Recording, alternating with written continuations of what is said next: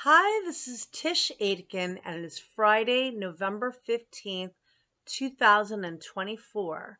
I'm going to keep this brief. We have a full moon today in Taurus at 24 degrees of the fixed earth sign of Taurus at 4:28 p.m. Eastern Standard Time.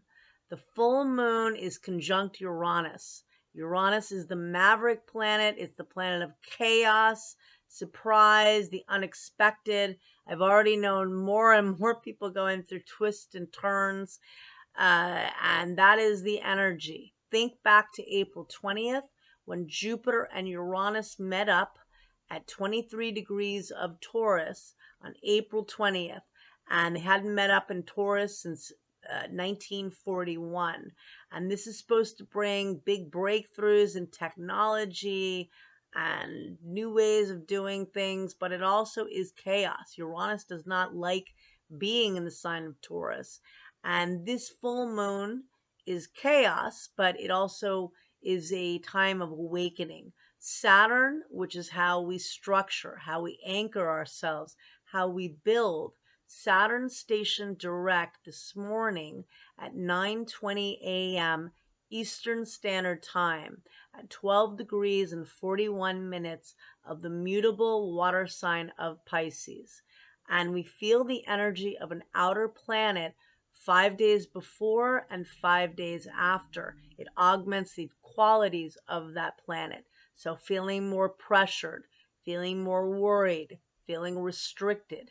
Then you've got a very different energy, Uranus, which is explosive, chaotic. I looked at I'm sure some of you saw the Hudson Yards in Manhattan. There was a big fire there in a big high rise, explosive energy, metaphoric and literal in our own lives. I've had a lot of people have their own metaphoric explosions this week. Hopefully that's not happening to you.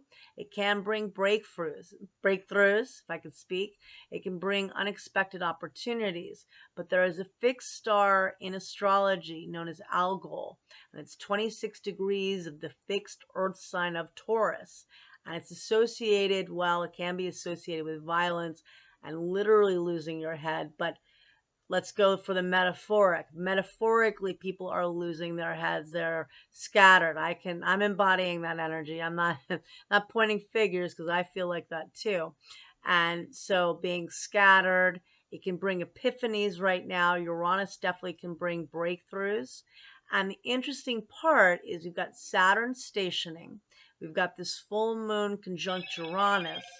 And then there was I guess that's a notification to say I'm right on.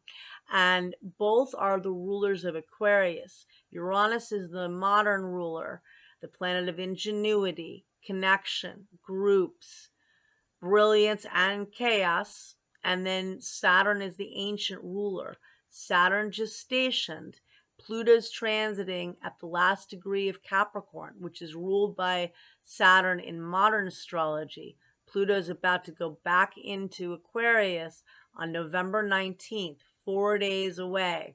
We're feeling that very intensely as well.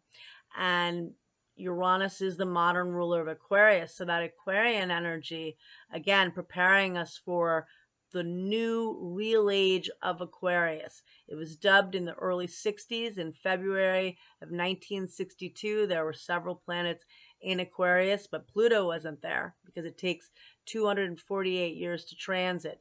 And we had Saturn and Jupiter meet up for a new 20-year story at the very first degree of Aquarius on the winter solstice in 2020, December 20th. And that ushered in the poco a poco, as Swami said, the steps of getting to this new place. And we have in this full moon chart, Pluto and Mars are still in opposition. Mars opposed Pluto the first time on November 3rd, while they're both in cardinal signs, the last degrees of Cancer and Capricorn, respectively. Now, the next time they oppose one another is going to be January 3rd. They will be in Aquarius and Leo, or Leo and Aquarius, I should say. Mars is the personal planet opposite Pluto. And then a third and final time on April 26th in Leo and Aquarius. And this is ushering it in a sense that there is purging. Those are the two rulers of Scorpio, Mars and Pluto. We're still in Scorpio season a little longer.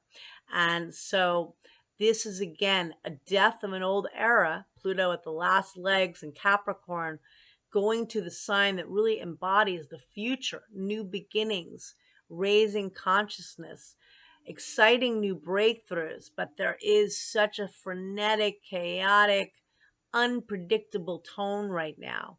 And so just working with that. And the sun will oppose Uranus later today at 6:32 p.m. Eastern Standard Time. And then the sun will oppose Uranus, the sun in Scorpio, tomorrow at 9:45 p.m. Eastern Standard Time. So with all of this, Scorpio season is a time of uncovering secrets and hidden information. Scorpio is the detective of the zodiac, but it's also eliminating and shedding layers, eliminating things that no longer work for you, a death and a renewal. And we are certainly experiencing change. Uranus can represent big, fast, sudden change in a flash. Pluto is death and rebirth and transformation. It's morphing into a whole new reality. And then Saturn stationing is also a really big deal. Saturn, again, how do we carve our dreams? How do we center and ground with all the chaos? And Saturn is very grounding energy, and it is the ruler of Capricorn, but it's transiting in Pisces, which is like trying to ground yourself while swimming in the middle of the ocean. You can't really do that, but we are trying to build dreams in a very broken world.